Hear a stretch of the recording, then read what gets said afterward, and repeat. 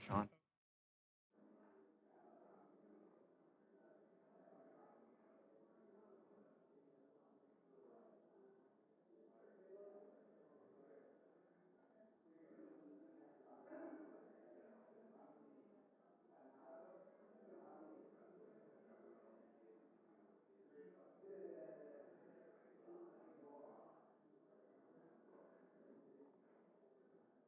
Don't you have any consideration for humanity here?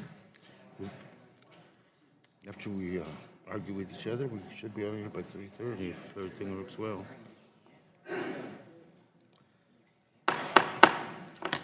Committee on Natural Resources will come to order. The committee is meeting today to hear testimony on the Department of Interior's failure to cooperate with Congressional Oversight request. Under Committee Rule 4F, any oral opening statements are limited to the chairman and the ranking minority member. Therefore, I ask unanimous consent that all other members' opening statements may be made part of the record.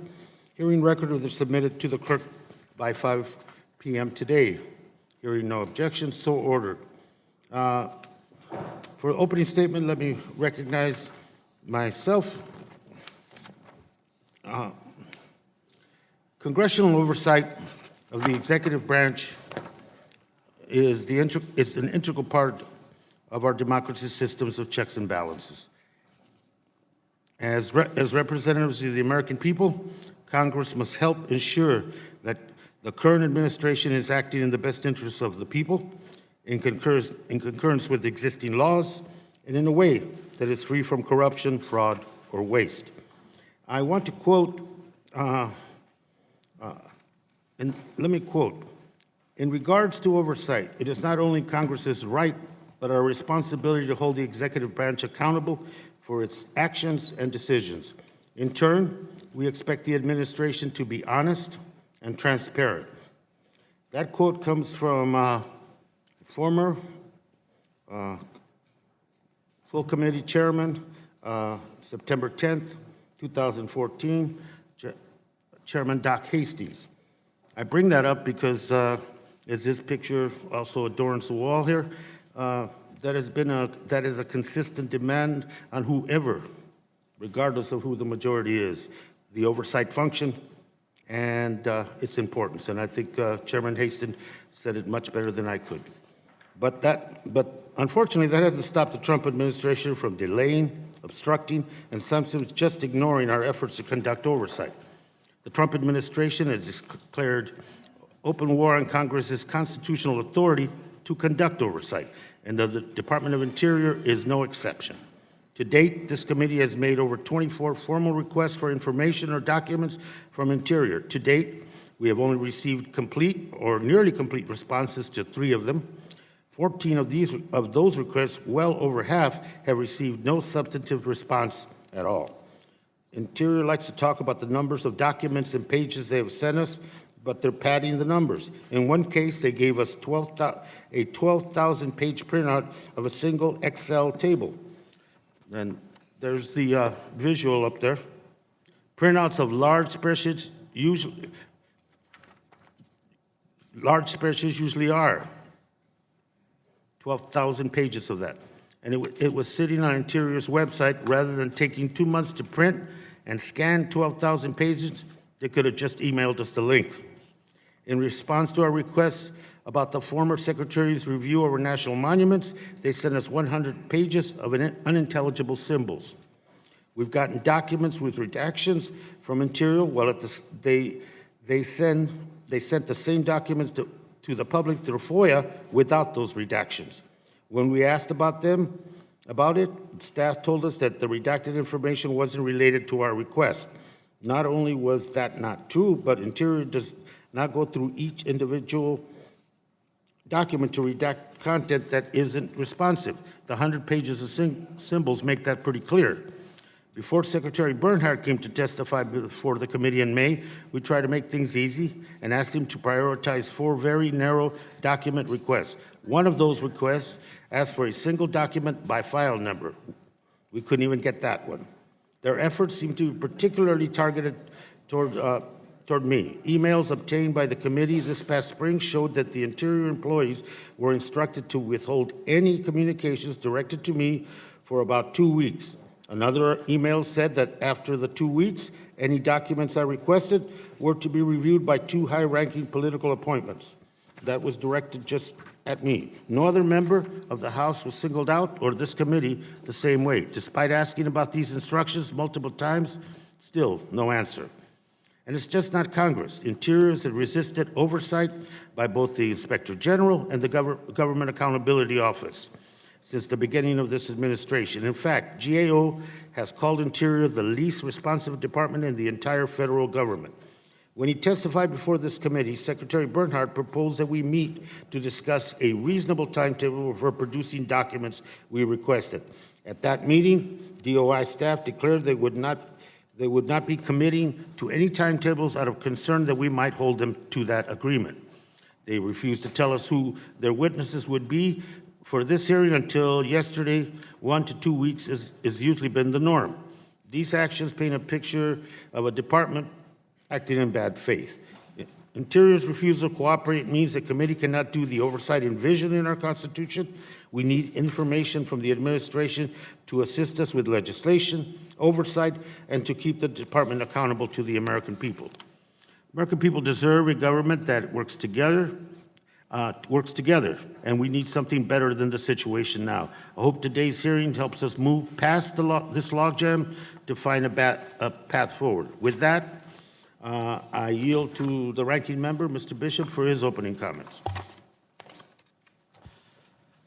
Thank you, Mr. Grijalva, and I think in some respects I can understand the feelings that you're going through now. I think when I was chairman, we had the same concepts many times.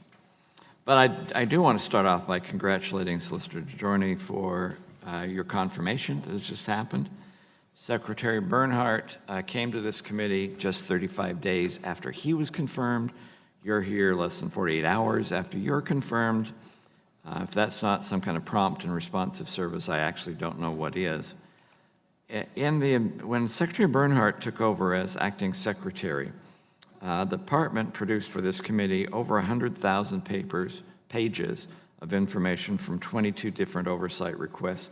That was a grand total of 12,000 documents, which is amazing when you consider the last time there was such a hearing like this about the Obama Interior Department's administration.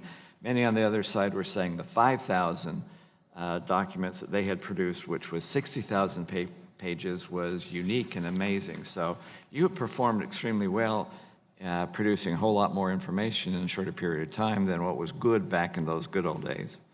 Look, oversight is the responsibility of Congress, and it's good, and then when it's bipartisan, it can yield in good results. Let me give you an example.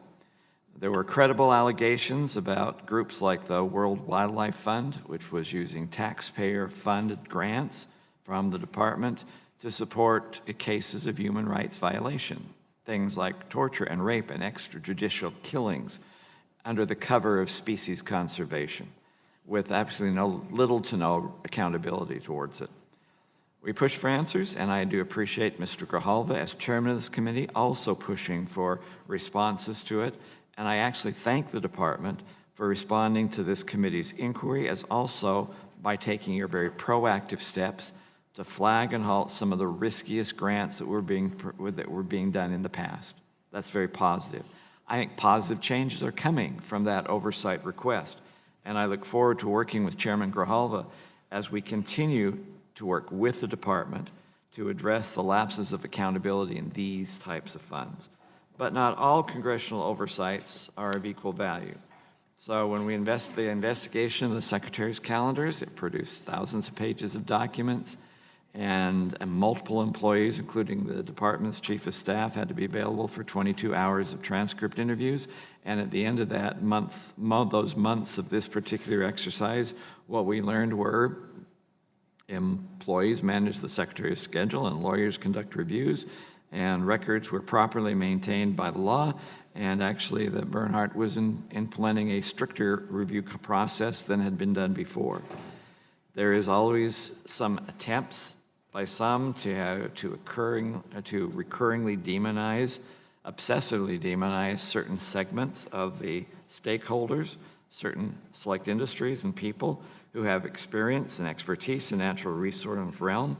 Knowledgeable industry experience and expertise should not be viewed with skepticism, but has a value to it, especially when there's some balance to it. And I think we're very fortunate to have a secretary who knows this department, its agencies, as well as impacted industries better than anyone. And he is using this knowledge to reform a department that has a long history of mismanagement to one that provides taxpayers with the best services and is responsive to their particular needs. So if we're going to do another witch hunt, sometimes I think we should all park our pitchforks at the door before we go into it. For indeed, as one person said 5 years ago in a hearing, this is indeed about optics and fighting about things rather than getting to the bottom of them. And after they reviewed many of the documents and responses of the committee's inquiry, further said, the scandal is in fact the search for a scandal. I thank Mr. Huffman, you were correct 5 years ago. You're correct about this hearing as well. The same thing applies. Yield back.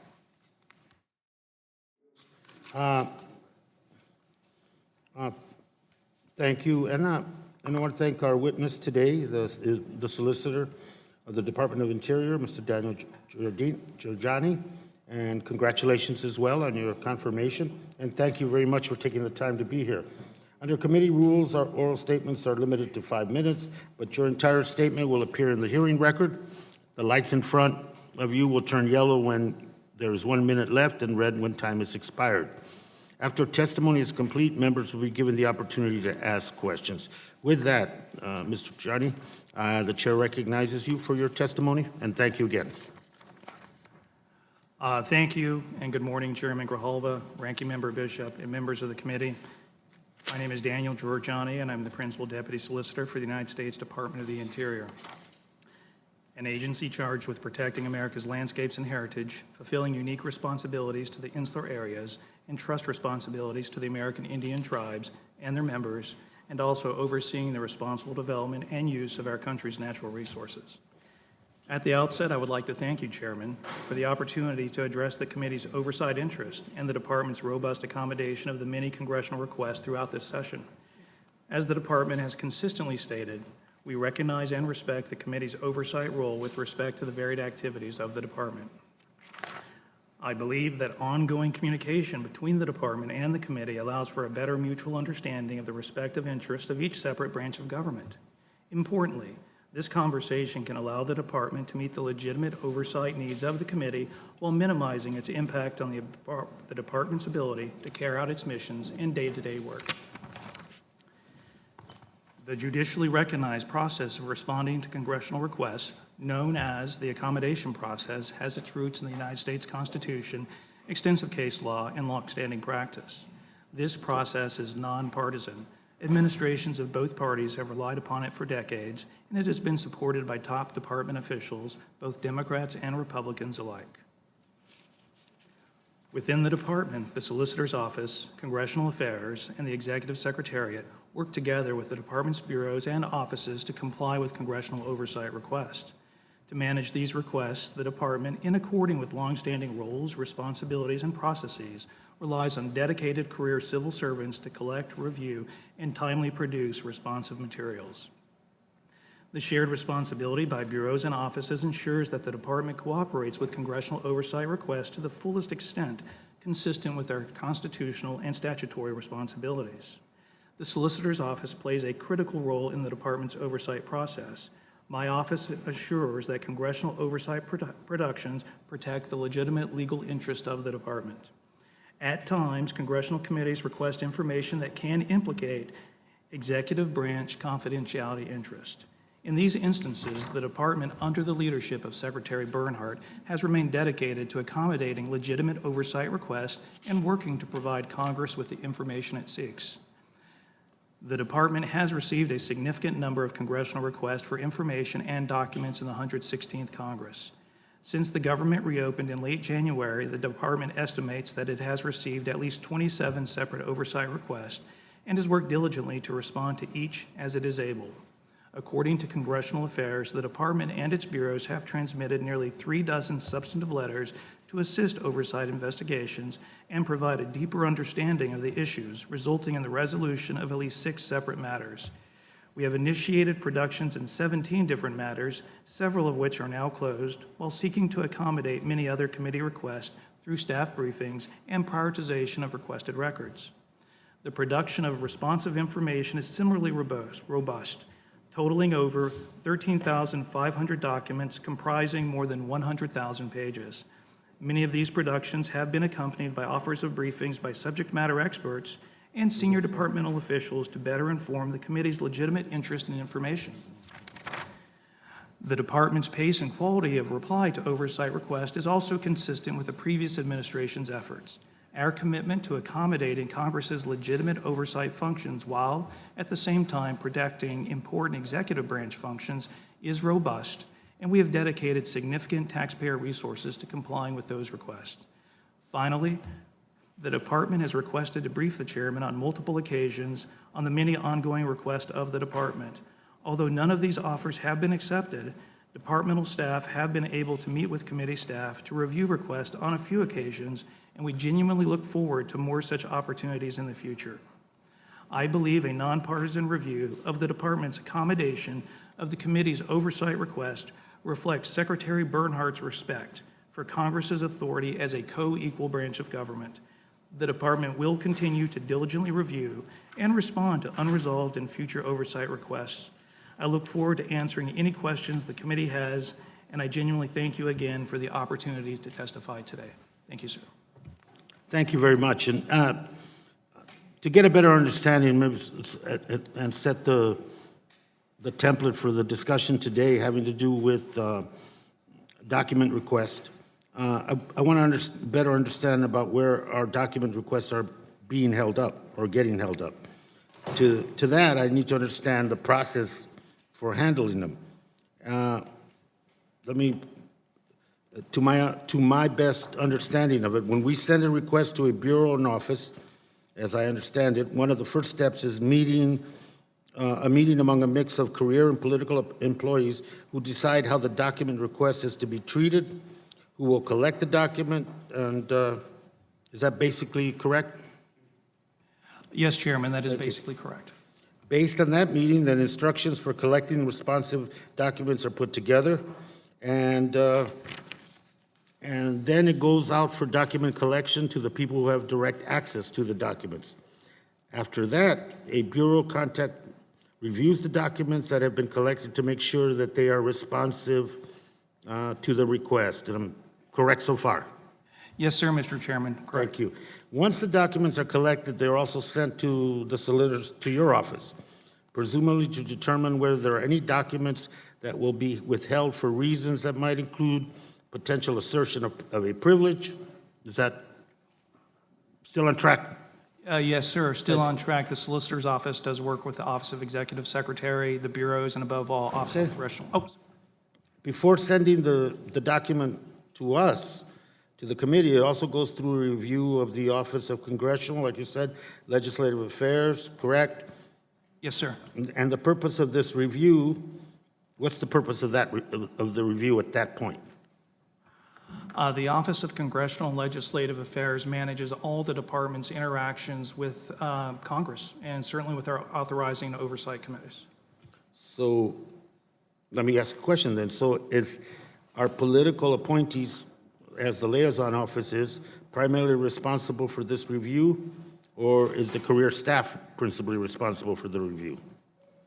As you noted in your comments, this is a long and extensive process that involves career officials at every level of the process, and it's collaborative primarily between the Office of the Executive Secretary, the Office of Congressional and Legislative Affairs, and the Office of the Solicitor, career officials, and then the responsive bureaus. Anybody else involved in the reviews that are being, of the material requested to be sent to us? Secretary, Chief of Staff, Deputy, and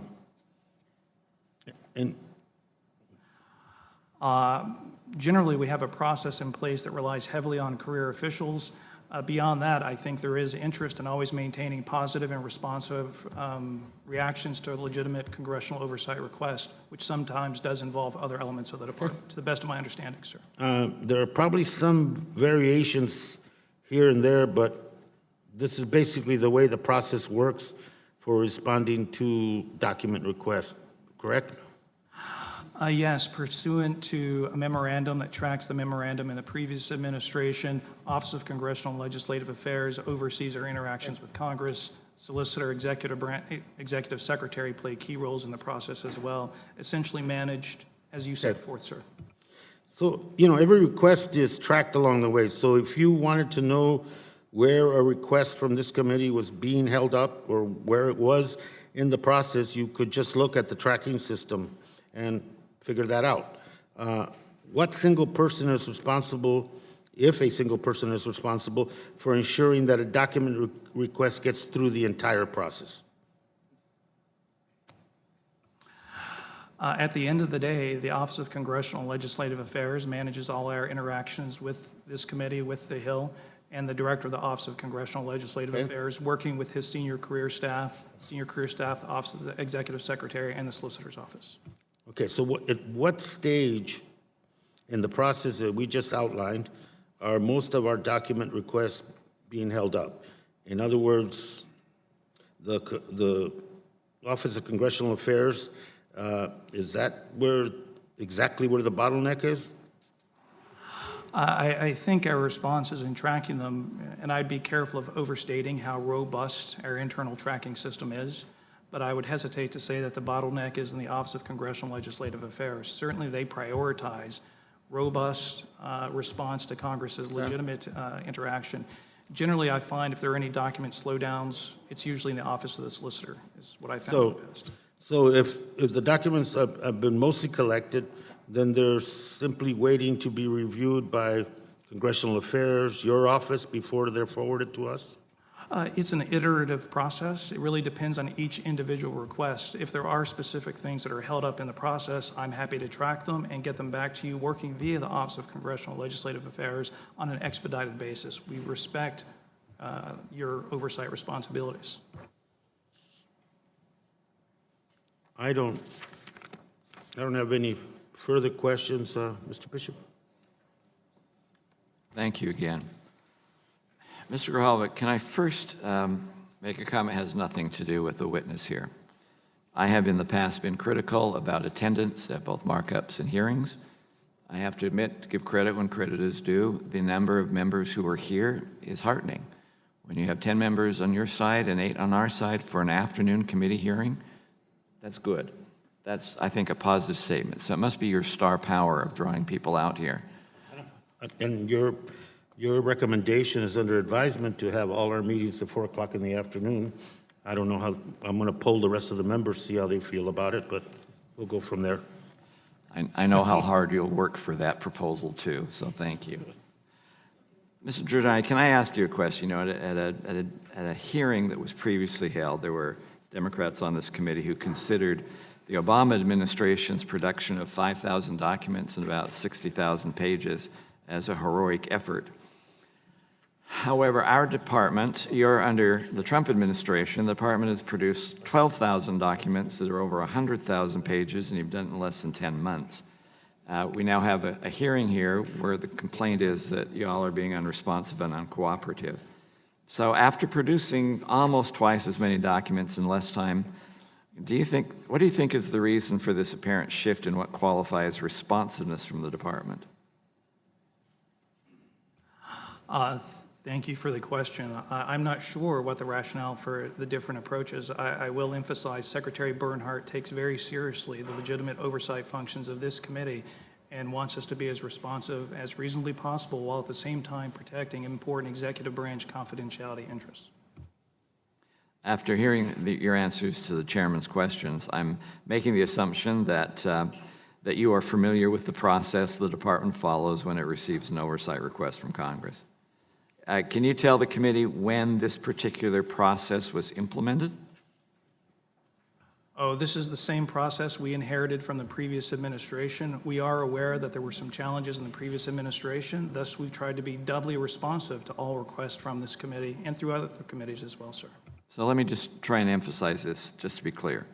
Secretary Bernhardt did not alter the way the department processes oversight requests. That is correct, sir. The memo that we use, our approach to this tracks previous administrations. So can you, Other than we try to be even more responsive.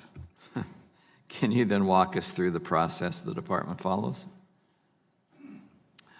Well, yes, generally as we work through the accommodation process, we carefully consider the department's limited resources, but also the incredible importance of respecting legitimate legislative branch oversight functions, and as well as our myriad statutory obligations and court deadlines. We attempt to handle all oversight requests using the same process used by the previous administration to respond to congressional requests. Offices and bureaus within the department work, as the chairman noted, to facilitate the review, collection, and timely production of responsive material to Congress. DOI leadership, including the Office of the Solicitor, relies on dedicated career civil servants to perform the review, collection, and production of responsive materials.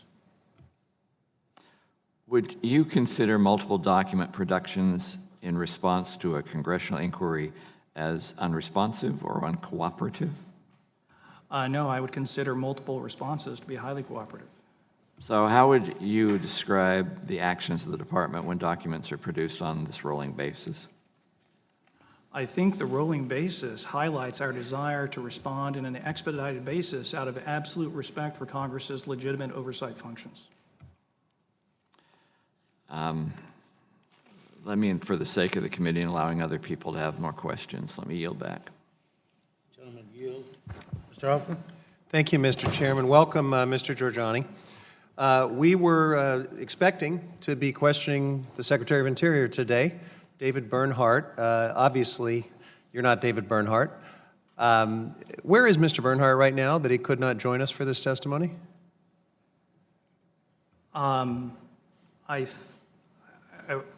I think he's in a meeting in the White House right now, sir. That's the only thing that would trump his desire to be here testifying personally himself. All right. Well, maybe some of those famously detailed calendar entries that we've grappled with can help us, the ones that allude to things like meeting with no other detail. We'll look forward to finding out more. Now, there's also, if he was unavailable, the org chart would indicate that there's a Deputy Secretary of Interior that might have joined us, but there is no Deputy Secretary of Interior right now, and there's been no one nominated. That position, like so many others in the administration, is kind of hanging in limbo right now. But Solicitor is not bad.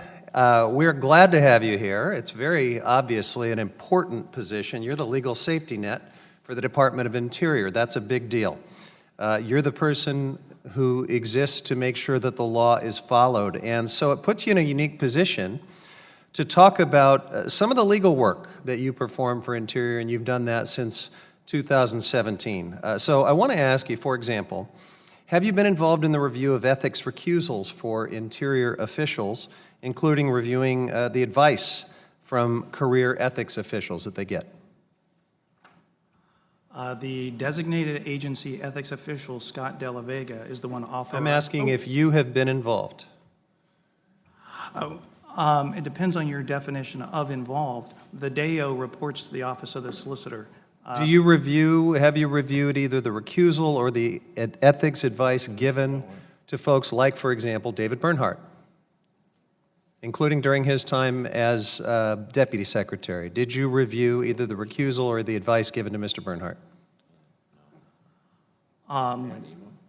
The designated agency ethics official and the alternate designated agency ethics. That's a real clear yes or no question. Did you review either of those things, the recusal or the advice given? The DAO and the ADAO meet with the Secretary on a weekly basis. You're not going to give me a yes or no answer? Oh yeah, well, I am going to answer. In those weekly meetings where... Mr. Giorgiani, I got a bunch of questions here. Let's just do the yes or no, and then let's keep moving on. So is the answer yes? I mean, presume you're the solicitor. You're going to see these documents, aren't you? I mean, I've got Mr. Pendley's ethics recusal. You're copied right on it. Can we just stipulate that you review the recusal and also the ethics advice that these officials get? I want to be careful how I phrase that. The DAO and the alternate DAO are the ones that perform the advice of Ethics Council. On a weekly basis, when you're asking about Secretary Bernhardt, at least on a weekly basis, the Okay, Secretary... all right. This is a little bit evasive, sir, I'm sorry to say. But let me ask you a very specific question. I have here the ethics recusal for Deputy Director Pendley. It lists a number of recusals that apply only for 1 year, including Garfield County and Kane County, Utah. Why does Mr. Pendley only get a 1-year recusal instead of the standard 2-year recusal under the Trump's ethics pledge for those clients? The 1-year recusal process is what's set forth in the regulations. The broader 2-year recusal process in Right. paragraphs 6 and 7. That's the Trump part of pledge. Trump's ethic pledge. Regarding the specific parameters of Mr. Pendley's recusal and his ethics agreement, I would direct those questions to the deputy agency ethics officials. Well, you're the solicitor of the Department of Interior. There's no one better to answer a very specific legal question on something like this than you, and we've got you today. So here it is. I have a Trump ethics pledge, and I got it right here. It clearly defines when a 2-year ethics pledge ought to apply, and it applies to any former clients, period. Then there's a separate 1-year situation that you default down to if you were an employee of a government agency. Now, was Mr. Pendley an employee of those counties? You know the answer. Do I need to answer for you? He was not. They were clients. They were clients. At the Mountain State Legal Foundation. Yeah, and so that makes them clients. That should have been a 2-year ethics recusal. Mr. Giorgiani, you are an astute and scholarly lawyer. I know you appreciate that words matter. And if you have been misreading or misapplying the Trump ethics pledge as it pertains to Mr. Pendley, I have to wonder if you've not either been misreading or misapplying it as it pertains to Mr. Bernhardt, because he also has some clients that you've given a 1-year recusal to, former clients, instead of the 2-year that ought to apply. Isn't that true? This is why the Secretary's obsessive focus on ethics reform has been so incredibly significant. Oh, it's been obsessive, all right. Starting with the hiring of a designated... I'll yield back. Let me turn to Mr. McClintock. Thank you, Mr. Chairman. Mr. Giorgiani, 13. I think we all agree that oversight is not only legitimate, but it's a central role of the Congress.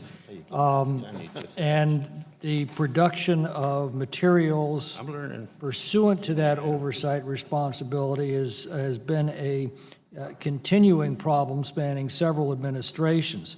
I understand executive privilege assertions. I understand when there are, partisan fishing expeditions that are demanded of you, but where there are bipartisan requests made, it seems to me that needs to be a top priority of the department. And my request of you would please don't use the previous administration as a model of what to do. I would strongly urge you to use the previous administration as a model of what not to do. It was infuriating for Republicans under the Obama administration. It's obviously equally infuriating for the Democrats today. And there are many of us on the other side of the aisle that may not share the Democrats' policy positions, but do recognize the role of oversight and are frustrated when legitimate requests, particularly bipartisan requests, are made and not answered in full and expeditiously. So as you were recrafting these policies, I would strongly urge you to keep in mind. And with that, I'd like to know exactly how are you planning to restructure your review process? Thank you for the question. I agree the accommodation process should be a nonpartisan process where the executive branch and the legislative branch treat each other respectfully as we try to get to an outcome that respects the interests of both legislative and the executive branch. I don't see us necessarily retooling the process. I think we've demonstrated a robust effort to be responsive to the legitimate interests of the legislative branch. However, now that I have been confirmed as solicitor, if there are any specific requests that you feel are not receiving suitable attention, I commit to personally paying attention to them and making sure we drive these things forward in a manner that respects your legitimate oversight needs. I appreciate that. And while we're talking about oversight, what can we do to strengthen the oversight of the multitude of grants that we routinely pass out to NGOs around here in the resources field? We had a water subcommittee meeting yesterday in which I raised the same issue that the ranking member just raised. It's of U.S. taxpayer funds going to NGOs like the WWF that have been charged with channeling these funds to support thugs and gangs that raped, murdered, and pillaged in other countries. We all tisk about it for a moment, and yet I think we're poised to send them even more money. There seems to be no review of these grants, how these grants are used by the NGOs. What can we do to strengthen it, both within the administration and within the Congress? Thank you for the question. I would like to say thank you to the legislative branch, particularly the minority and majority of this committee, for highlighting the abuse of that grant-making process. Under the leadership of Assistant Secretary Susan Combs, new protocols are being put in place to ensure that this is a perfect example of oversight creating value, highlighting these potential misuse of DOI dollars. And as you have noted, this is an example of where DOI can and should do better, and we need to put even further protocols into place. But thank you to the committee for highlighting this problem. Well, we all have to do better, and as I watch these massive grants going out with very little direction and virtually no oversight, it concerns me greatly. Not only are we wasting money, but I think that we are funding some very bad things around the world as well, simply because nobody's paying any attention. Again, thank you for raising that. I commit, as soon as I get back to the office, I'm getting additional material on this so we can figure out, not just on these specific grants, but other methods to put into place protocols to make sure this doesn't happen again in the future. And it may be something that is simply endemic to grants, and maybe we ought to be just doing a lot less of that. If the government needs something done and we can't do it ourselves, we send out for bids, get the lowest possible bid, hire somebody to go do it, but stop just throwing money around because it feels good. Again, thank you for your thoughts on this. The department welcomes further direction from the committee on this important matter.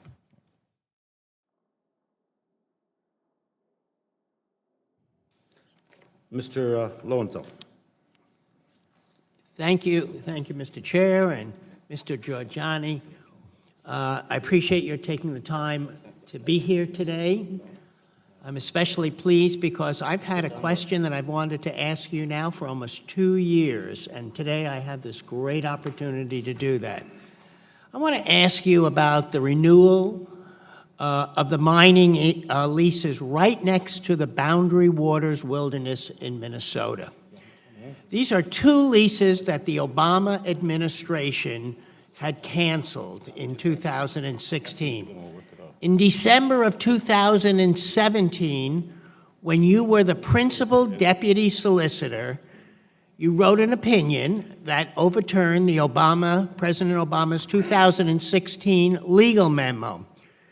Your opinion concluded that the Obama administration had no right to cancel the Boundary Water leases.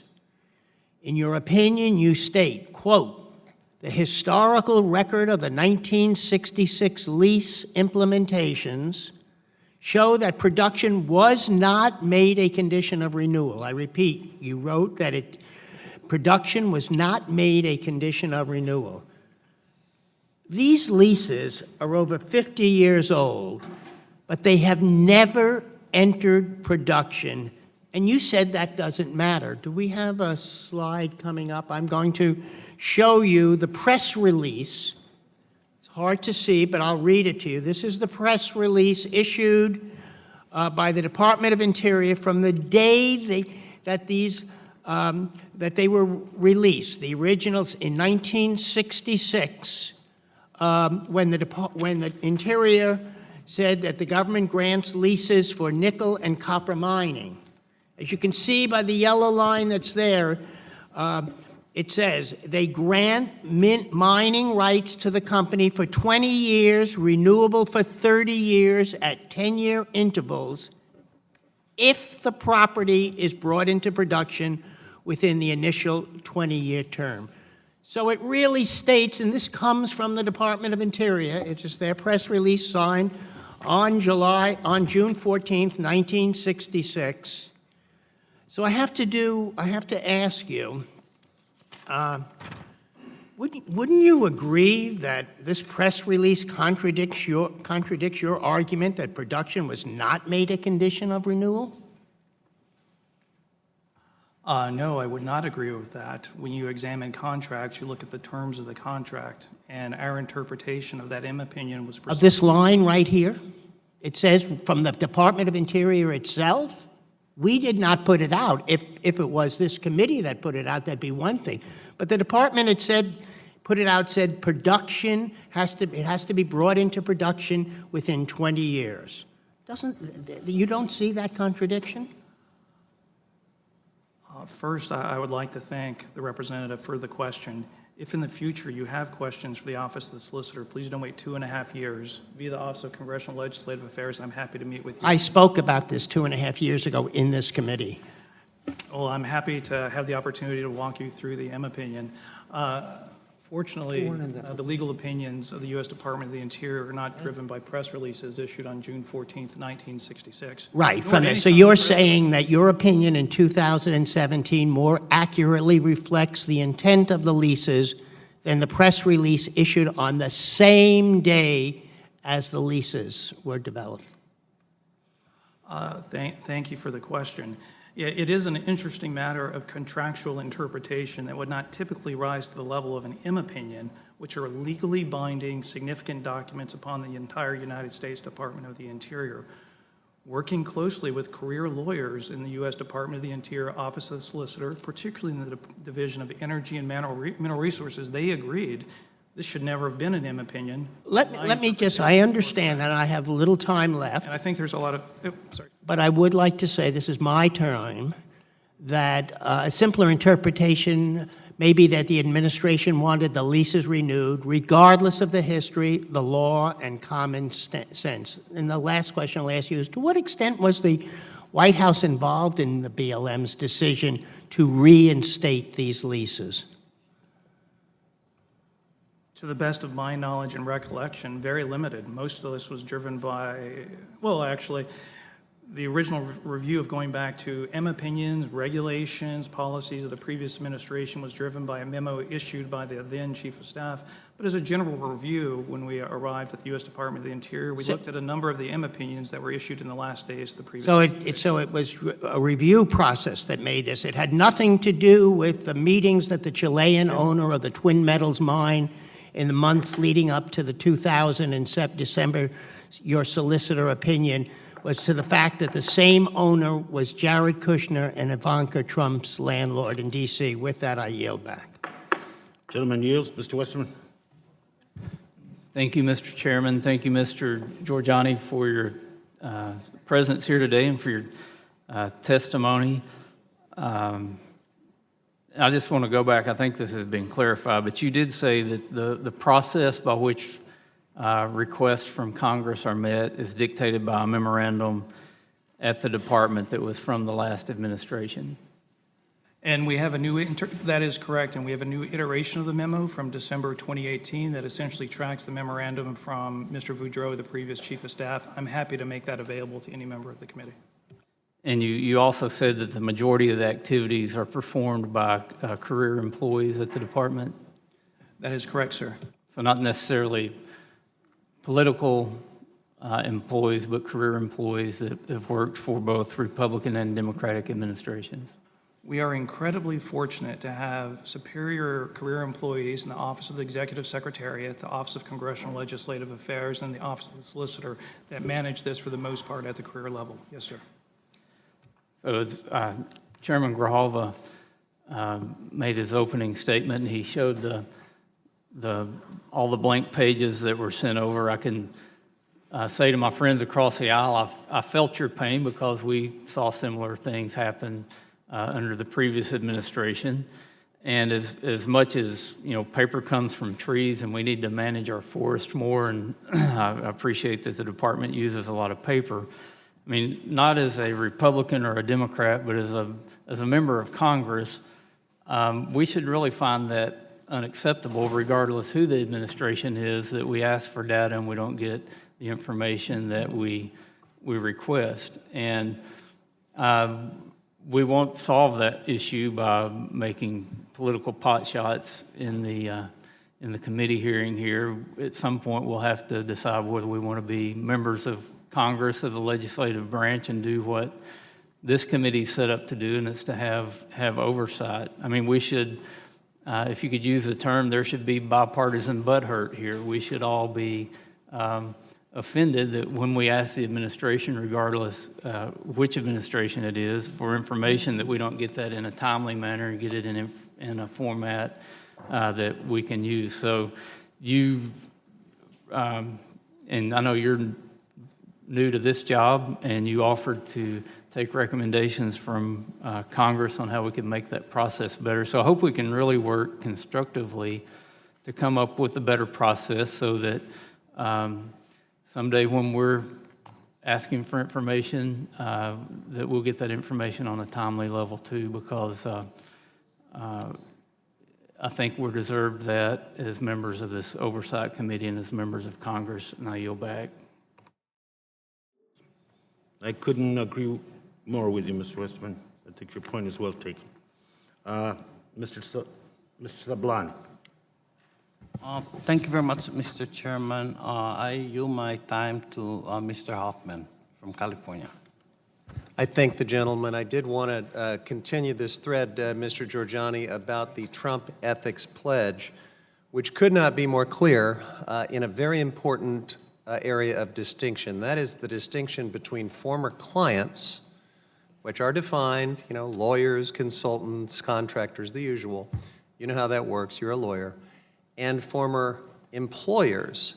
And you know that the employer-employee relationship is very specific. It's actually laid out in quite detail and defined in the Trump Ethics Pledge. And it is true that if a former employer was a state or local government, this extended 2-year pledge under the Trump administration would not apply, and that official would default back to the default 1-year recusal.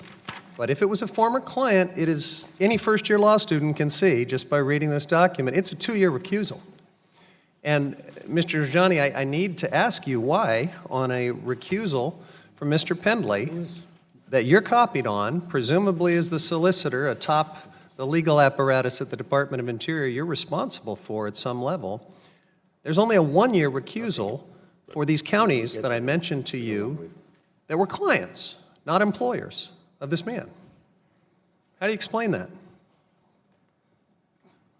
Thank you for the question.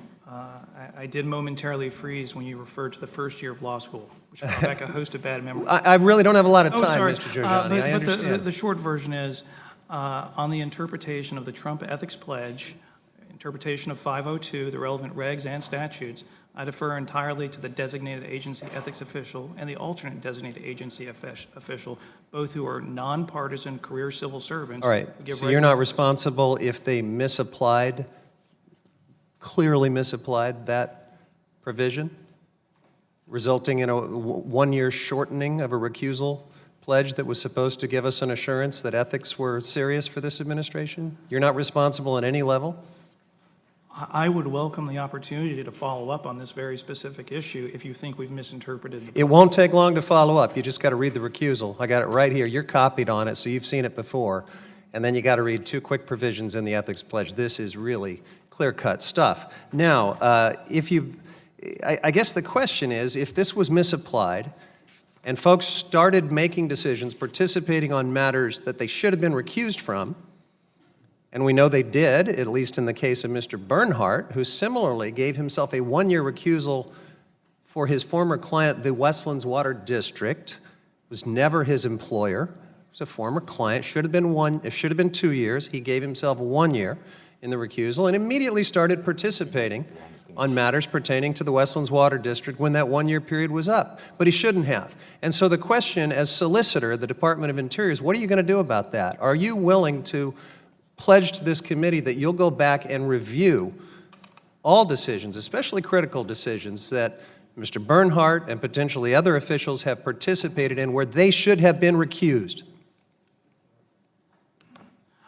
Thank you for the question. I take very seriously the ethics program in the U.S. Department of the Interior and have allocated significant resources to it. I think one of the best hires the Department of the No narratives, sir. I asked for a specific pledge. If this was misapplied, if participation occurred when there should have been recusal, you're the solicitor of the Department of Interior. You going to do something about it? Thank you for the question. I pride myself on working collaboratively with the designated agency ethics official. In your role as providing legitimate oversight of our executive branch agency, you've raised a legitimate issue. You've asked me to commit to go back to the DAO and review. I know what I've asked you. The whole world knows what I just asked you. You don't need to repeat it. You're burning my time. Oh, sorry. Yes, I commit to going back and sitting down with Scott Della Vega and Heather Gottry to go through Mr. Penley's and Secretary Bernhardt's recusal agreement. And any participation Mr. Bernhardt had on a specific matter or anything else involving Westlands between the 1-year and 2-year mark when he should have been recused, you're willing to report back to this committee on whether you think decisions are valid, whether there should be some remedial action, whether those actions can even stand, given that he should have been recused. Will you report back to this committee on that? Out of an abundance of caution, you say specific matter. Are you referring to particular matters? I'm referring to anything that you find should have been recused, but he did it because it was a 1-year when it should have been a 2-year. You know what I'm saying? I think you've asked a legitimate question. Thank you, sir. I yield back. Mr. Heiss, Thank you, you Mr. recognize, sir? Thank you, Mr. Chairman. And may I ask you a question, Mr. Chairman? The Yes, sir. 12,000 pages that were up, were any of those helpful, or was the entire 12,000 pages blank like what we saw? They were totally useless. So the entire 12,000 pages. Thank you, Mr. Chairman. Mr. Giorgiani, I, like my friends on the other side of the aisle, highly offended that you would send 12,000 pages of nothing and then try to appear as though your department's being cooperative. As has already been mentioned, we have dealt with this. I know in Oversight Committee, we dealt with this, the previous administration receiving thousands and thousands of pages redacted to the point of absolute worthlessness. And it's offensive that you would do that. And I would ask that when there is a request, if you're going to send information, make it useful. That being said, you mentioned in your opening statement that the department did offer to provide briefings to the committee to help explain the status of the productions.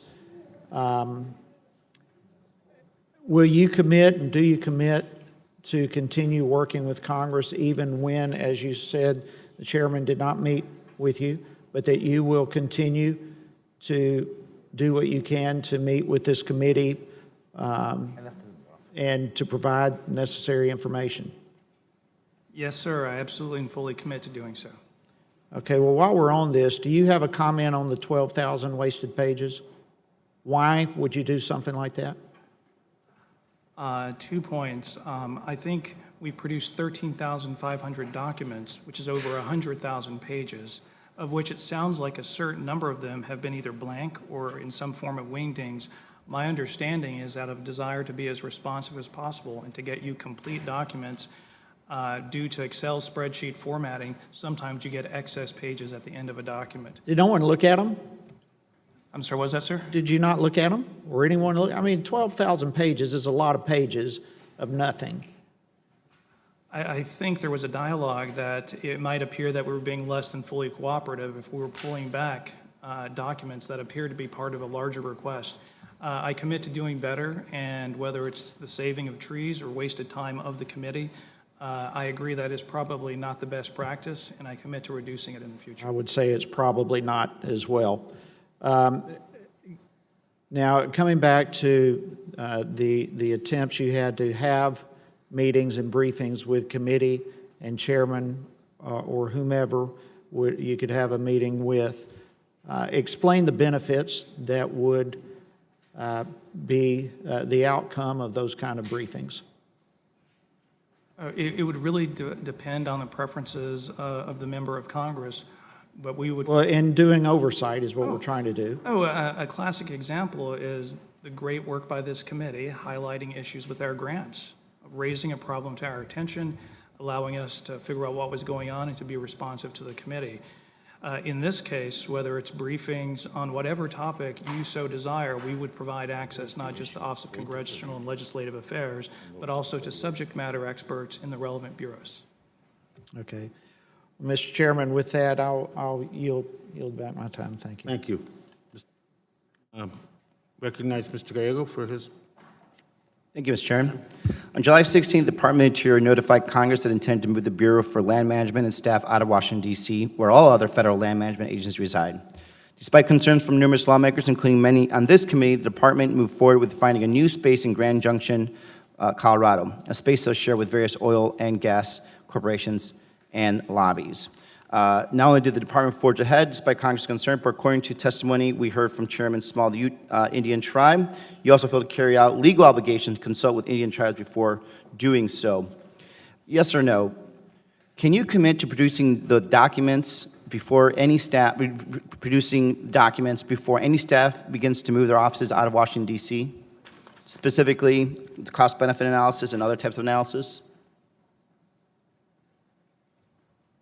If the committee requests the documents, then we have a process in place that would allow us to be responsive to legitimate oversight requests from this committee, while at the same time protecting important executive branch confidentiality interests.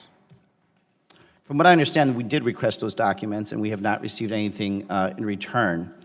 This committee has actually been pushing for this for quite a while. To your knowledge, has there been a position-by-position cost-benefit analysis? My apologies, sir. Could you repeat the question, please? To your knowledge, has there been a position-by-position cost-benefit analysis? In my capacity as the principal deputy solicitor within the Office of the Solicitor, I don't track CBAs done within respective bureaus. To your knowledge, has there Short been answer, any sir. effort to systematically assess the impact on the workforce should they move to Grand Junction, Colorado? Again, I apologize because I want to be responsive, but I'm not. Is there documentation of Interior's consultation with sovereign tribal nations? The importance of consultation with the sovereign tribes is incredibly important. Yeah, I know that, but is there documentation of Interior's consultation with sovereign tribal nations? I just want to emphasize, because it is our sovereign responsibility to consult with the tribes in certain situations. Regarding what BLM has done for the process, I will have to work with the Bureau of Land Management and get back to you, sir. Has an impact analysis been done to determine effects on the diversity of Interior's workforce if they move to Grand Junction, Colorado? I'm sorry, sir, could you repeat that question? Has an impact analysis been done to determine the effects on diversity of the Interior's workforce should they move to Grand Junction, Colorado? I want to be careful with your time, so I'll simply say, consistent with my previous response, I will work with BLM to get that answer to you. Okay. This committee asked for a witness who can answer these questions. Clearly, that's not happening right here. Since Interior sent someone who could answer questions, it seems like Interior is trying to keep this reorganization under wraps. We don't have documentation. We can't even have simple questions asked. If you can't commit to producing all of these documents we've asked for, I'm sorry, let me back up. Do you commit to actually producing these documents that we've asked for and this data that we've asked for? Absolutely. I commit to working with the Office of Congressional Legislative Affairs to get you the documents you've requested in a manner that protects the executive branch confidentiality interest, while at the same time respecting your legitimate, nonpartisan oversight request. So do you believe if I'm asking for a position-by-position cost-benefit analysis, do you believe, in your opinion, that is going to somehow be, will we have access to that, or is that going to be somehow impaired by the executive because of some executive privilege that they're going to evoke? I want to be careful and emphasize we adhere to the process that we have across all administrations, but you're asking important questions. I will speak to Deputy Director Penley and the Office of Congressional Legislative Affairs promptly. So what is the timeline that you think this is going to be occurring in? Do you have the date when the request was sent in, sir? I could have my staff work on it. Yesterday. Oh, So we could have my staff work on that with you, too. yes, sir, and we will be The other responding. concern I still have is also the request about the potential lack of consultation when it comes to tribal nations. This is an ongoing concern, has been an ongoing concern with our tribal nations, not just obviously in this reorganization, but other actions with the Department of Interior. So please make sure that you also provide documentation that there, if it occurred, documentation if there has been consultation with tribal nations. At this point, speaking to at least some of the tribes that are involved in this move or will be affected by this move, they have not been consulted with. So that's why we're asking if there is some other level of consultation that we have not heard of. So in addition, while you're looking for those documents, please also provide us with information where there was some tribal consultation. Thank you, and I yield back my time. Gentlelady, Ms. Redwagon? Thank you, Mr. Chairman. Mr. Giorgiani, I know you're dealing with a litany of oversight requests, and I wanted to give you the chance to provide a status update and any relevant information tied to the 9 particular oversight requests that the majority indicated they wanted to discuss today. Do you have a list of these requests in front of you? I have an overarching list, except for the one that was just delivered yesterday, of all the requests that have been submitted to this committee so far. And I'm happy to provide the written document to the committee to make sure the committee is fully informed on the status of those requests. Can you briefly go through each of these in the next few minutes to provide a status update? Details about the proposed construction of the villages at Vigneto Development, the relocation of the Bureau of Land Management, drafts of 3 Endangered Species Act rules, information about biological opinions related to the impact of pesticides, information about a mountaintop removal mining study, a request into the Boundary Waters Twin Metals leasing decisions, decisions related to monument designations, inquiries about the Arctic National Wildlife Refuge oil and gas lease sale program, and requests for information about California biological opinions for water deliveries.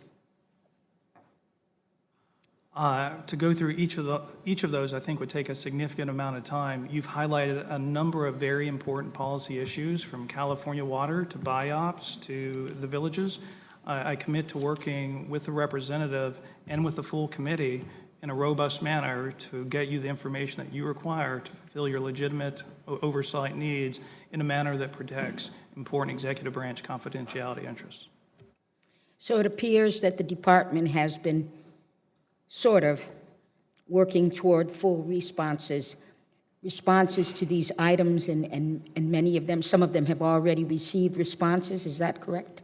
That is my understanding, yes. In any of these instances, does the department have intentions to illegally hide information from this committee? Thank you for the question. No, absolutely not. There is no desire to do anything that would be non-compliant, illegal, or inconsistent even with previous practice of previous administrations. Thank you, Mr. Chairman. I yield back the balance of my time. Gentlelady yields. Ms. Holland, time is yours. Thank you, Chairman. Thank you, Mr. Giorgiani, for being with us this afternoon. On March 6th, the committee requested Bureau of Safety and Environmental Enforcement Director Scott Angeli's, pardon me if I didn't pronounce it correctly, cell phone records. When we got those, about 6 weeks later, we noticed a difference between the version we got and a version that was released under the Freedom of Information Act. I'd like to put those two on the screen. I don't know if you can tell the difference, but the one that we received is on the left. That was the Congressional piece that we got. And the one on the right is what was released under FOIA. Why did the department redact these documents when sending them to Congress, when clearly there was no valid reason to redact them under FOIA? Looking at these documents, it looks like the department made a mistake and that the team of lawyers or officials who are doing FOIA response are different from the ones doing congressional response. And in this circumstance, I would like to think that we got back to you quickly with the complete set of materials. But again, that's an oversight on our part, for which I apologize. We didn't get the official cell phone bills for the entire time period we asked for. However, I will work to make sure that happens. starting with November 2018, we just got a list of numbers. Here's what we received for all the calls in December 2018, those right there. And here's what we later found out was released through FOIA to the group American Oversight. Entire December list. Starting with November and into December. This is over 60 calls from December 1st through December 17th, far more than the 12 calls that we received over that period. So, as you can see, the department provided a response to Congress that was blatantly incomplete and has not corrected it. Is this simply an incompetence, do you think, on the part of the department, or do you think they're purposefully withholding information from us? I wouldn't like to use the word incompetence on the part of the team doing the congressional responses. Clearly, though, Congress has an important oversight responsibility. I'm pleased to see that the other response was more complete, and we need to do a better job of helping Congress fulfill its legitimate oversight responsibilities. Are you thinking of how that might be done? Not at this specific moment, but I commit to getting back to you. Thank you. I'll take that commitment as a true desire to right these wrongs.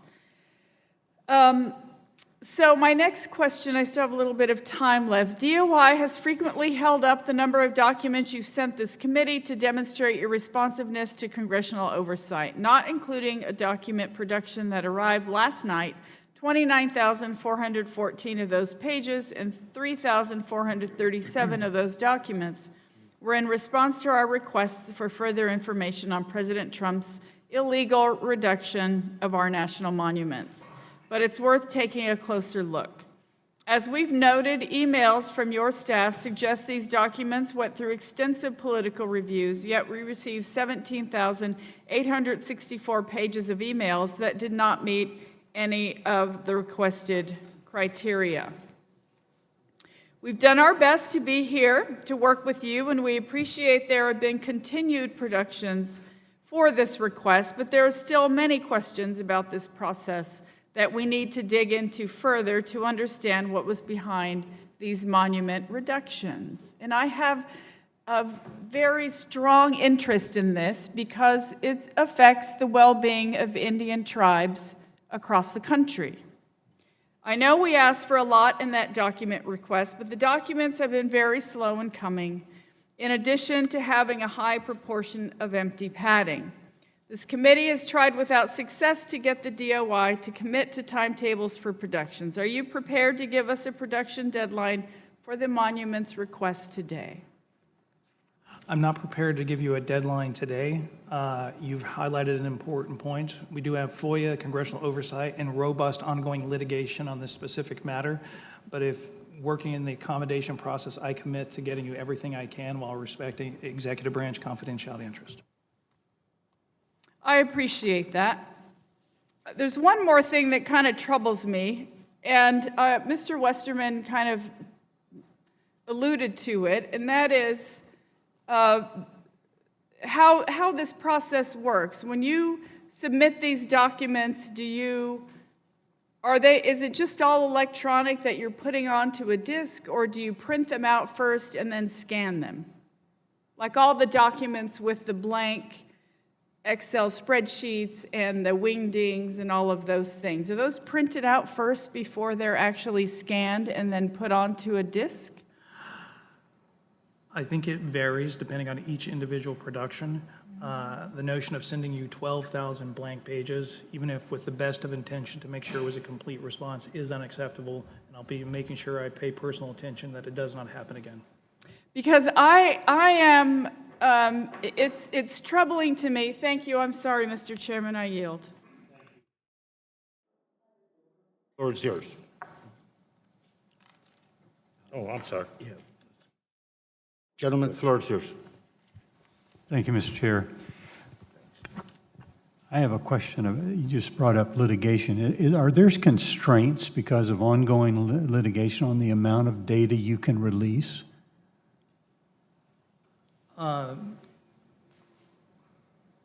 Moderating and monitoring the litigation risk for the executive branch certainly plays a role as we balance the interest of what to release and what not to release. However, we are aware and seek to be even more responsive to the oversight request of this committee.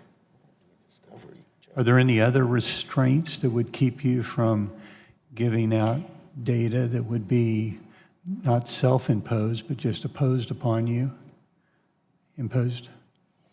Well, generally, sir, as part of the accommodation process as set forth with the balance of powers between the executive branch and the legislative branch, through the accommodation process, we seek to work closely with the legislative branch to make sure we're fulfilling your legitimate legislative oversight needs. What are the goals of the department in responding to this committee's request? The goals are to absolutely respect the priorities and prerogatives of this committee to help you fulfill your legitimate oversight requests, while at the same time balancing legitimate executive branch confidentiality interest, pursuant to past practice and accommodation over centuries between the legislative and executive branches, sir. Do you know if you or anyone else is purposefully restraining documents that normally could come here, normally flow here, or slowing them down? We have a process in place that relies on seasoned career experts to ensure that we're squaring every corner. Okay, and in using that process, can it be purposely used to slow down the delivery of documents, or is it following normal course? I think, and with awareness of the blank pages that were turned over, the tens of thousands of documents and the hundreds of thousands of pages that we've already submitted demonstrates a good faith effort on the part of the Office of Congressional Legislative Affairs to respect the legitimate interest of this, of the legislative branch. Could you speak to the Secretary and your commitment to transparency and responsiveness to congressional requests? The Secretary and the Office of Congressional Legislative Affairs have absolutely prioritized working in good faith with members of this committee across both aisles. Thank you very much. Yield back. Thank you, sir. Mr. Van Drew? Thank you, Chairman, and Solicitor Georgiani, thank you for being here. I guess, you know, a little bit I feel bad for you. There's so many questions, and so many are questions that you can't answer, and that's a terrible spot to be in, and I certainly hope next time we have one of these hearings that the Secretary is here, or that you even bring a team here, because these are complex questions that really require complex and thorough answers. And attempts at working with the staff, evidently from people that I talked to, have been stalled. Phone calls are not timely returned, emails not timely responded to, a need very often of going back and conferring with someone else to make a decision. And that's obviously frustrating for everybody and not the goal here of open information. What do you think is a reasonable timetable frame to produce these types of documents, in your opinion? This is your opinion, so you can answer this one. Rather than giving a specific timetable, I would prefer that the department adhere to the process, which is similar to the process of previous administrations, to respect the legitimate and incredibly important oversight responsibilities of this committee and the legislative branch more broadly, but at the same time protecting executive branch confidentiality. Thoughtfully, though, you must have a sense of, I mean, for example, 10 years would not be a reasonable timetable. You must have a sense in your head of what you would like if you were on the other side of this. I think we should be prompt and respectful to the legislative branch. And if there are instances when anyone in the office of the solicitor is not being responsive to requests from this committee, please let me know directly, and I'll make sure working via OCL. What is prompt and respectful, just so that we know when to contact you? I would defer to your judgment on that, sir. I will yield the remainder of my time to the chairman. Thank you very much. Appreciate it, Mr. Vandrew. Solicitor, one general question, and it's more of a personal request. The 2-week delay, if I, as a member of this committee, were to ask for, and I do it at behest of subcommittee chairs and individual members, make documents request, informational request to the department, is that 2-week delay still in effect? And if so, would it make a difference if Mr. Lowenthal signed it? I'm sorry, sir. What was the question regarding The email we have indicated internally that if I made a request, that there would be a 2-week delay while they assess that request, and then after that, an additional 2 weeks delay where the Congressional Affairs Office and the other political appointments made some assessment as to what they wanted to do with it. And that 2-week delay, my question is that it's still in effect? Is it internal policy? Yeah, that's the question. Thank you for the question, Chairman Grijalva. This is the first time I'm seeing this email. Any notion of a mandatory 2-week delay for the chairman of our Oversight Committee is incorrect, and I'd be shocked if it were still in place, though that does appear to be dated March 14th, 2019. So I commit to going back and speaking to the head of OCLA regarding this alleged 2-week delay. I appreciate that because real-time question in terms of the process. We made a request in July relative to the points that Steve Spangle made regarding the villages of Vigneto, a development of 28,000 homes in southern Arizona, and quote, in his discussion with the press, he said, I got rolled by political pressure at Interior to reverse an official agency decision he'd made about it. August 18, and we then documented and sent you information. The circumstances really raises serious concerns about the potentially improper influence of Mr. Spangle by attorneys within the department and others. And so it's been nearly 3 months, and I just want to know, so let's walk through it. Have the documents been sent out for collection? Have the documents been collected? Has the Bureau contact reviewed them? Has your office reviewed them? Has the Office of Congressional and Legislative Affairs reviewed them? And how long have they been there in this process?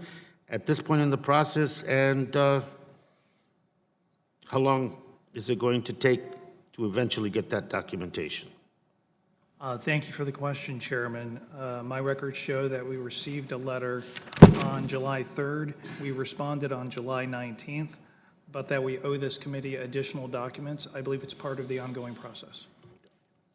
We've received no documents at this point, and is Secretary Bernhardt personally involved in the review on this request, or has Peg Romanek involved, the counsel that supposedly talked to Mr. Spangle? Is she involved in this? And I would like those answered as well, because that would cause some serious concerns about their involvement, given that the questions are directed in the document requested, both of them. With that, let me yield to the acting ranking member, Mr. Gomer. Thank you, Mr. Chairman. Well, and congratulations on your confirmation, recorded vote and all. Have you been given priorities? I mean, I know you've furnished over 100,000 documents in recent months. to requests made from this committee, but have you been given any priorities? Obviously, you can't do everything at the same time. It has been at times a challenge to get, as part of the ongoing dialogue with the committee, among this multitude of requests, but we are seeking through informal conversations. But have you gotten priorities from the majority as to which they want first? I want to be careful because I've been in the role of solicitor for 2 days now. It is possible they have conveyed to staff what priorities are, but to the best of my knowledge, there hasn't been a formal prioritization put in place. But I could be mistaken on that, sir. No, I understand. But I know when you get hit with as many requests as you've gotten, you just can't fill them all at the same time. I got that.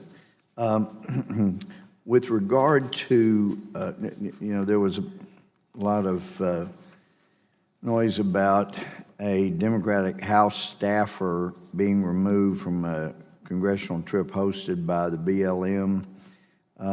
That was back in August. The Appropriations Committee accused BLM of thwarting congressional oversight and that it was the Trump administration's continuing pattern of interfering with Congress's oversight work. Do you know why the staffer was removed? I did not directly witness the incident. My understanding, though, is that the staffer and the executive branch employee and the legislative branch employee, well, the short answer is I didn't personally witness it. I understand it was a somewhat abusive dialogue, but I don't have direct knowledge, sir.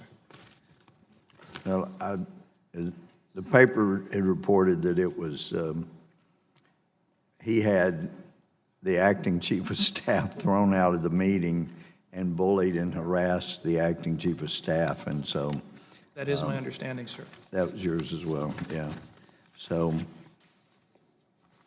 since they had low-level staff, it seemed like it should be okay for the acting chief of staff to remain there to help.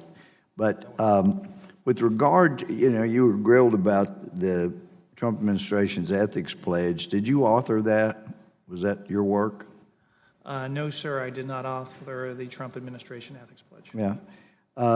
So how does the Office of Government Ethics interpret the ethics pledge? The Office of Government Ethics, working closely with ethics officials across the executive branch, provides guideline and regular informal guidance to the designated agency ethics official. We work closely with OGE, as does our DAO, to ensure that we are consistent with and complying with the ethics pledge and any guidance, informal or otherwise, that OGE provides. Well, and I know that you had addressed in your written testimony that you believe that the compliance by Interior, furnishing of documents being requested was on par with the previous administration, correct? Our policies are consistent with previous administrations. I think we've been even more robust in turning over both documents. See, that's what I was thinking because, I've only been here for 3 presidents, but I've never seen the kind of stonewalling we got from the Obama administration, not here, not in the Judiciary Committee, and there were serious crimes that had been committed, and all of that was covered up, and we weren't given the documentation. So I was just going to encourage you that you point out that you're being more robust than the last administration. I would encourage you not to use the last administration for the sample of how Interior should comply with requests, because that was the lowest bar I've ever heard of. You want to do a whole lot better than the Obama administration, not just robustly better, but a whole lot better, because that was an abysmal record they set.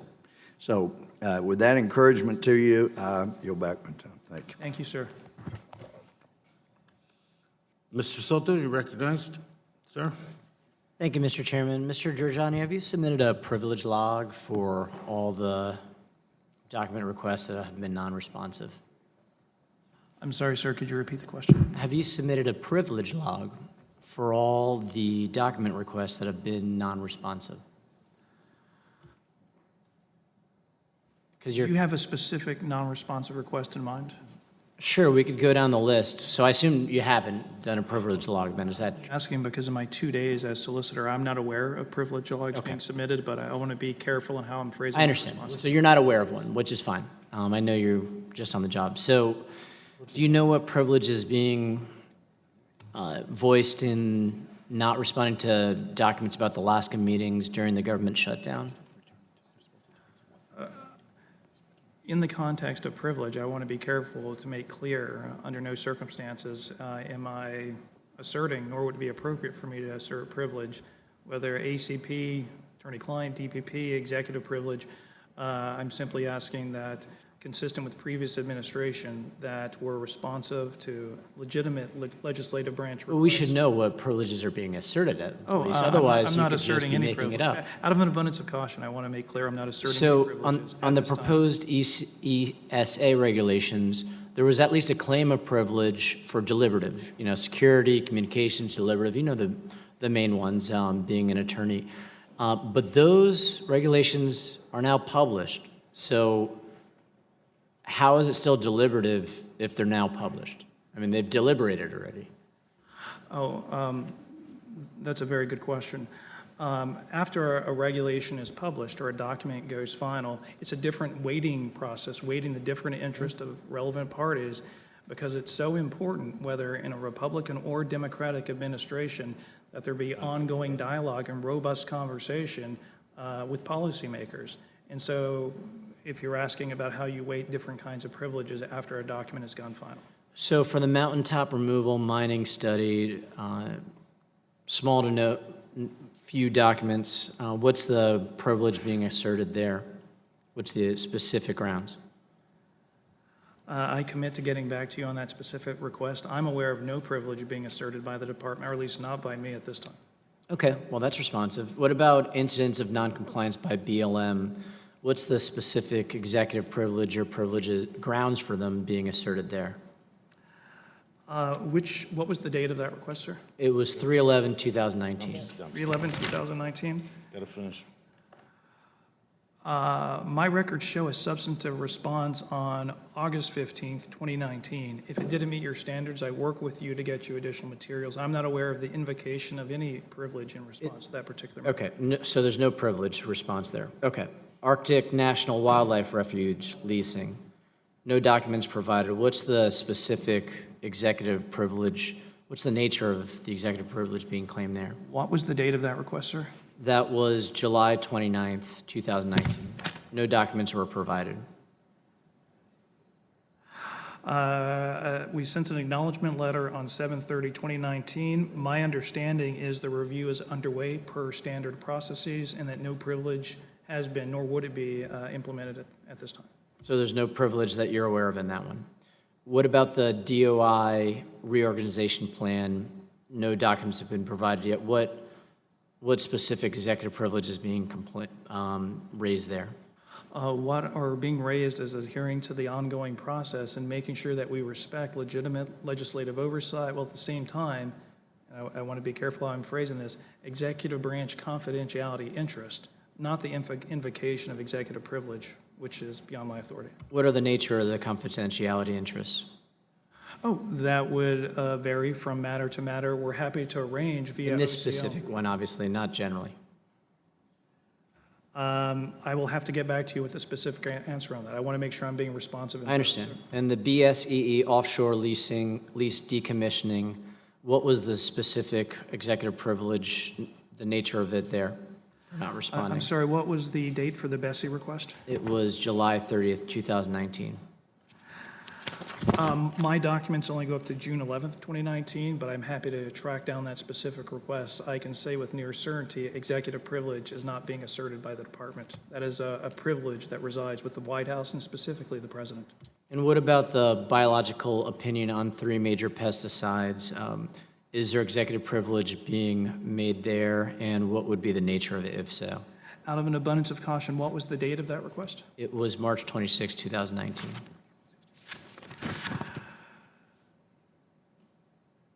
My documents show that it's in process and that obviously we need to make sure we're being responsive to you. But again, no invocation of executive privilege or any other privileges, merely adherence to making sure we're responsive to legislative oversight while protecting important executive branch confidentiality interests. Are you willing to commit to a privilege log for these and the remainder of the non-responsive requests so that we can understand the nature of the privileges being asserted under executive privilege, such as security, communications, deliberative privilege, or others? Whether deliberative process privilege, attorney-client privilege, attorney work product, executive privilege, I'm not aware at this time, and I want to be careful, I'm not aware in my 2 days as the solicitor that with those that executive privilege has been asserted, merely a rigorous adherence to the protection of executive branch confidentiality interest, while respecting legitimate oversight of the legislative branch. But if there is a privilege log, I commit to working with the Office of Congressional Legislative Affairs. I'm asking if you generate one for us so that we'd understand the nature of why certain documents are given or not. I commit to getting back to you ASAP regarding if we have those privilege logs, because as I'm not aware that executive branch privilege has been invoked or asserted at any point for these. But again, I want to be careful. It's executive branch privilege that we're not invoking. Thank you. Very much. Mr. Tunkel? Thank you, Mr. Chair, and thank you, Mr. Giorgiani, for appearing before the committee today. In July, I shared with this committee some of my concerns regarding the Trump administration's decision to renew 2 mining leases right next to the Boundary Waters Canoe Area Wilderness in Minnesota, ignoring good science to prioritize the interest of the industry over all Americans. On March 1st, the committee sent its first request regarding this issue well over a half a year ago. In this case, we actually received some documents in response to our request. The files we received contain some 10,945 pages of documents, most of them entirely irrelevant. In fact, 3,131 pages, nearly 1/3, were duplicates. The other 2/3 that were actually original were comprised of documents with almost entirely redacted pages. Others that are publicly available, several pages of computer code, irrelevant papers on the long-term storage of nuclear waste, and perhaps most peculiarly, the 934-page House Appropriations Committee report that I shouldn't need to point this out, is a February report from this House of Representatives. So in our request, we asked for documents since the beginning of the Trump administration, which began, as we know, on January 20th of 2017. Would you describe sending us a 50-page legal complaint from July of 2016 as being responsive? And can you explain why we were also sent 5 additional copies of that Obama-era document along with the original? And I believe on this slide, slide 1, we have a copy of 6 copies of the document. Does that in any way look responsive? And what about our second slide here? What about this? Do you consider this responsive? And a third slide, this one I think is most telling. This one gave us a lot of information, fully redacted page. So just so we know what we're not looking at here, can you tell me which briefing memo this is or isn't? Regarding that specific document, I'm not sure. Regarding, I want to make sure that we adhere to our process, and if there are, you mentioned documents that were released via FOIA that were unredacted, that were redacted when they came to you, fulfilling your legitimate oversight response. If that was the case, that's unacceptable. And regarding this incredibly important issue, I'm happy to provide staff briefings to you or to your staff and to get you the information you need. And when would you do those? Working via the Office of Congressional Legislative Affairs, the Office of the Solicitor can work at your convenience, sir. Well, I just find it grossly unprofessional and And just so short in responding to what are concerns about a very natural bit of treasure. These and other documents were labeled with a FOIA exemption saying they're pre-decisional. As you undoubtedly know, however, Congress is not subject to the exemptions under FOIA. So, Mr. Giorgiani, I do not agree with your ability to withhold these documents based on deliberative process. It is within the purview of this committee to ask for these documents because it serves a legitimate legislative purpose. And we would, again, want this information exchanged so that we can defend what we believe is a rightful concern for some very treasured natural resources.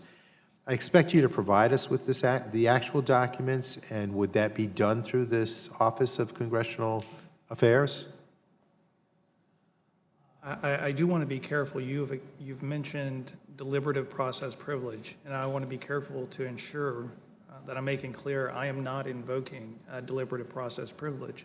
Regarding this specific matter, I commit to going back and working with the Office of the Solicitor, Office of Congressional Legislative Affairs, and the Office of the Executive Secretary to get you a more responsive set of materials. Well, this certainly isn't a courtroom, and I've told you this committee has a legitimate legislative purpose in seeking these documents. It's not up to the executive branch to define that purpose, and if you would please just provide the documents, and if it takes the Office of Congressional Affairs, I would hope there would be some more organized effort, orderly effort, by which the information can be exchanged. Our staff notified Interior ahead of time that this request would be a topic of conversation today. We asked for a witness with knowledge of the status of the request and the authority to commit to providing the documents. There's no excuse for us not, as a committee, to be able to realize a definite commitment with a timetable. And so if you could get back to the committee ASAP and let us know exactly when the Office of Congressional Affairs can provide this information, it would be most appreciated. I commit to getting back to you, as you stated, ASAP, and I look forward to following up with you. Thank you, sir. Thank you again, Mr. Chair, and Mr. Giorgiani, again, thank you for coming and testifying. I'd like to focus on one of the letters which we did receive a response. Well, let me rephrase that. We received files. I'm not sure I would consider that a response, but we did get files. For example, in February, we sent a letter to Secretary Bernhardt about the DOI's abrupt decision to cancel the National Academy of Science, Engineering, and Medicine study on the potential human health effects of surface coal mining operations in Central Appalachia. In our understanding, that study was halfway through, but it was abruptly canceled.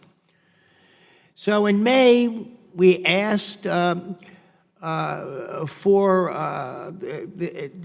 February, we sent a letter. In May, we got a response of 47 pages on why this abrupt decision to cancel this study. Many of them had major redactions. I want to show you this on slide number 1. Major redactions on that. So on June 4th, which was almost 4 months ago, we asked for the unredacted pages from this. We haven't received a response yet for that letter. As I just said, it's been almost 4 months. I want to know, you see these. Can you respond by next week with the unredacted documents or provide us a specific explanation why it was redacted? We're talking about a study that was halfway completed, got canceled abruptly. We asked for just response, and we got redactation. Thank you for the question, sir. I commit to following up with you. The records before me show that it is a rolling production because we are trying to have a sense of urgency in responding to your legitimate oversight request. That so far we've produced 349 documents totaling over 3,000 pages. Well, let's just talk about that. Those 349 documents you say you've responded. And we received that disk on Friday. of these 300, what you're saying are the 349 different documents. We had 348, you say 349, we'll accept your number. On the mountaintop removal study, and that consisted of 3,004 pages of this that you responded to us. We went through, my staff went through all of those, and roughly 2,700 pages were completely unrelated to what we asked. We got asked for this, we got a little over 3,000, 2,700, which is about 90%, were unrelated. We got plenty of emails about the Environmental Achievement Awards, technical training programs, a bunch of Office of Surface Mining handbooks, and dozens of irrelevant weekly progress reports. A lot of the pages that we got looked like this. Look at slide 2. That doesn't make any sense. Can you tell us what this says? This was in those pages that you said you sent. Or how about these? Those were very informative. We had a great discussion about what this meant. This wasn't the entire file. There were no pages before or after it. This is what we received. Can you tell me what this document is? That you mentioned, that you then sent to us? Is that the entire production of the document? Of that page, of that document, of one of the 348, there was nothing before it, nothing after it, that's it. One of the 348. If that is the entire production. That's it. I would find that unacceptable and not responsive. Thank you, so did we. Legitimate legislative oversight response. And I commit to sitting down with the Office of Congressional Legislative Affairs, Executive Secretary, and the Office of Solicitor to see what executive branch confidentiality interests they thought they were protecting. We appreciate that, because obviously we don't know what this is. We don't know what we're getting when this is what we're getting. You know, you're telling us you want to be responsive, but that's meaningless when we get things like this, when you give us pages that may be responsive or not. This may have been the most important thing or not, but we don't have a clue what this is all about. So we'd like to see the unredacted pages or an explanation of why they're being redacted, not one of the documents, the one of the 348, this is it. It doesn't help us at all. It doesn't develop that way of that oversight that can be developed on trust. And so I just want to say we'd like to have it by next week. We're asking just what this means, what is going on. And I'm not asking for a lot, you know. You just tell us why you can't tell, even by next week, why you can't give us responses like this. This is, you know, of what you said, you sent us on the 348. This is an example of one of those, a standalone document. We need some explanation, and I hope that we can have that. Getting that kind of response within that timeline, at least explaining what executive branch confidentiality interest, what the reason was for that type of redaction, is the least we can do to be respectful to you and to the Thank you. committee. Yes, Thank sir. you. I appreciate that. This is very well written. With that, I yield back. Thank you, Mr. Lowenthal. And thank you, sir. I want to thank you for your testimony. The hearing has helped us understand the nature and extent of what's going on from the Department of Interior that is quite frankly hindering our legislative function on this committee. I say that because with both secretaries, my office and oversight staff indicated that the relationship didn't need to be cozy, but it did need to be professional and upfront. And we have been professional. We have been, in the estimates of some, patient to a fault. But as we go through the current drama and trauma about the equal status of Congress to the executive branch, I think we're to the point now that moving forward, we, as Mr. Lowenthal, and we'd like weekly updates on the production and the process of document requests. And that would not just be to me, but to all members on this committee, to the ranking member as well. They're in your process. What are the target dates? the name of the person in charge of making sure individual document requests are fulfilled, when it's being sent to your office, when it's being sent to legislative affairs, the search terms and the scope and the date of those searches. I feel that we're to the point that at least the majority of this committee is fully to the point that if we continue to go through the process that we went through today, which is really an airing of our grievances to you, and those continue to be brick walls, we will be left with one choice, and that would but to compel the release of those documents. So look forward to your cooperation, appreciate your attendance, and meeting's adjourned. Thank you. And can I just say thank you, Chairman? Thank you for the hearing. Oh, sorry. And look forward to, I actually have a list of our status. I'm happy to share with majority staff or minority staff at their discretion. Thank you. Thank you.